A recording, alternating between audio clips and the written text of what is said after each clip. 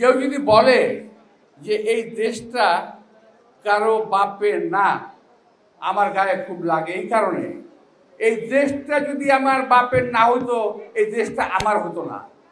আমরা কথা বললেই একদল লোক দেশে রাগ করেন, একদল লোক বিদেশে বসে রাগ করেন। বলেন, আমি কয়েক জায়গায় কথা বলেছিলাম, সেই কথা আমি এখন স্ট্যান্ড করি, যে আমার কথা বলার 7 দিন পরে গতকাল পরশু কয়েকদিন আমাদের কয়েকটা রাজনৈতিক দলের মতামত জমা হয়েছে। ওই যে সংবিধান সংশোধনের সংস্কারের মতামত জমা হয়েছে। আমি একটু জানতে চাই, আমি কি ভুল বলেছিলাম? কেউ তো একমত হয় নাই, সবাই দ্বিমত পোষণ করেছে, কম বেশি সবাই কম বেশি দ্বিমত পোষণ করেছে। আমি প্রথমেই বলেছিলাম যে আপনাদের সকল বিষয় তো সম্ভব হবে না মেনে নেওয়া, এই কথা বলেছিলাম।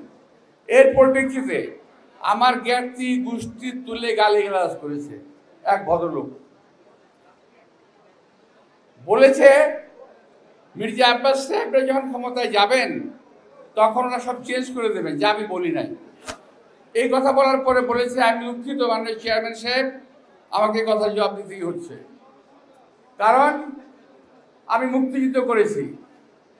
সুতরাং কেউ যদি বলে যে এই দেশটা কারো বাপের না, আমার গায়ে খুব লাগে। এই কারণে, এই দেশটা যদি আমার বাপের না হতো, এই দেশটা আমার হতো না।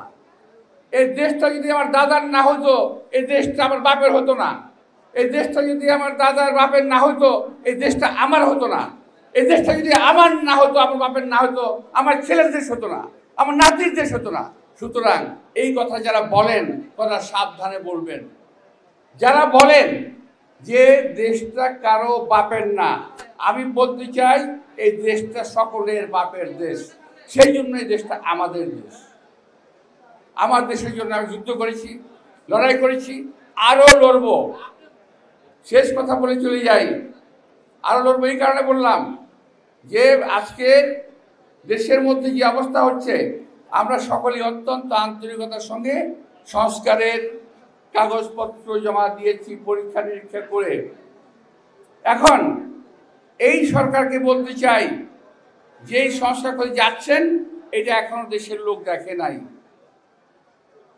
আর যেটা দৃশ্যমান সংস্কার হতে পারে সেটা অবিলম্বে শুরু করেন। সেটা হলো এই সচিবালয়ের ভিতরে যারা আপনাদের সংস্কারের কাজকে বাধা দেবে, বিপদগামী করবে, সেই সমস্ত সচিবরা এখনো সচিবালয়ের ভিতরে বসা আছে, তাদেরকে সরানোর ব্যবস্থা করেন।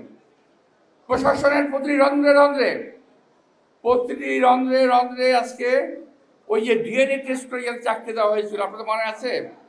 চাকরি দেওয়া হয়তো ডিএনএ টেস্ট করে, ওই ডিএনএ টেস্ট চাকরি দেওয়া হয়েছে যাদেরকে, তারা বসা আছে, তাদেরকে বাছাই করেন, তাদেরকে শাস্তির আওতায় আনেন। তারা এত বছর চাকরি করে আজও চাকরিতে আছে, এখনো সচিবালয়ে বসা আছে। এটা কিন্তু সন্দেহের অনেক অবকাশ রাখে যে সংস্কার বাস্তবায়ন হবে কি না।